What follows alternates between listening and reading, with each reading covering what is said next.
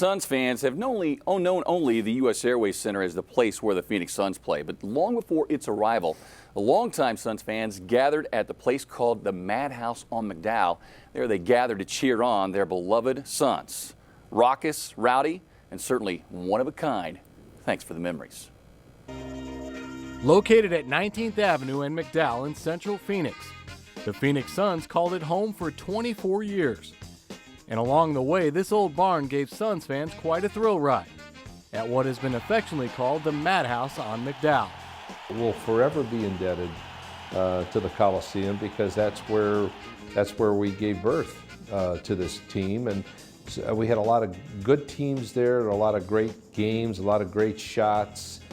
That's kind of where I grew up, just playing at that place and being a part of that team and those fans. The fans really made it the Madhouse because early in the career of the Suns there, they electrified visiting teams with their response. You got to see all the faces, even all the way up at the top when you were playing, and somebody had a seat way up at the rafters next to Alvin Adams, next to Connie Hawkins' jersey, way up there.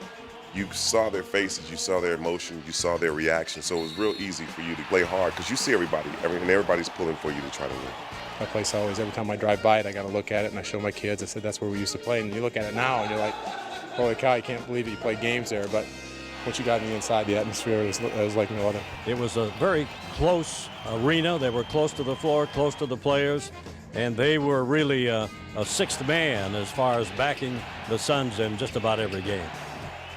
It's hard to believe it's been nearly 17 years since the Suns played their last game here. May 11th, 1992. It was Game 4 of the Western Conference semifinals against those hated Portland Trail Blazers. The Suns trailed 2-1, and a win in Game 4 was crucial for the Suns' chances in the series. Like so many memorable games at the Madhouse, it was a barn burn, with each team delivering crushing blows. Well, for us, our Phoenix battles they were always wars. I mean, it was just straight out, up and down, high intensity. We knew we were going to have our work cut out, and to win in their building was going to take a humongous effort on the part of the Blazers. It's one of those games that went back and forth, and the atmosphere there was always great. But for that night being the last night there, it was even better than usual. And it was just not only a great game, but the crowd was fantastic. Kevin Johnson was phenomenal, and he's probably to this day one of the most underrated NBA players, probably in the history of the game. But that guy was phenomenal. The game went into not one, but 2 overtimes and was an instant classic. Perhaps the most memorable moment of the game was Danny Ainge, then a Blazer, seeking refuge from the deafening Suns crowd. I just remember, when plays Ainge actually plugging his ears. That's how loud it was. And it was really loud. I can remember the caption of Danny Ainge. They put the camera on him, and he's plugging his ears because the place was just so loud. The only thing keeping this magical game from perfection was the outcome. The last game, kind of a blur to me in some sense. There was so much scoring, so much excitement. Fact is, we lost. I remember it a lot more if we won. Oh, like I said, it was unbelievable. I think there's two things of obviously the history that was in that building, everybody knowing that it was going to be the last time we played in that building, and then the rivalry we had built up against the Portland teams.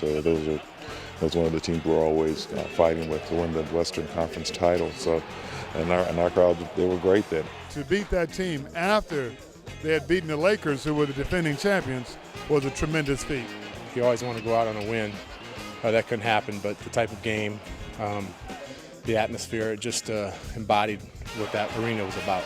Great game, and I'll tell you what, even though we didn't get the victory, that's how you close down a historic place.